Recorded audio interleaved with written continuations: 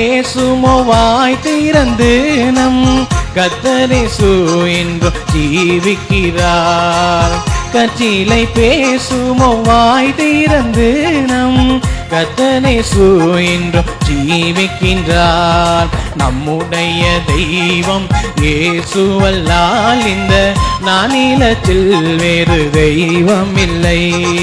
நம்முடைய தெய்வம் இயேசுவல்லால் இந்த நானிலத்தில் வேறு தெய்வம் இல்லை. அவமரியாத பரிசுத்தர், அவர் பாதைகளை ரட்சிக்க வந்த கிறிஸ்து இயேசு. பாவமறியாத பரிசுத்தராமேசு பாவிகளை ரட்சிக்க வந்தவராம். பாவமறியாத பரிசுத்தராமேசு பாவிகளை ரட்சிக்க வந்தவராம்.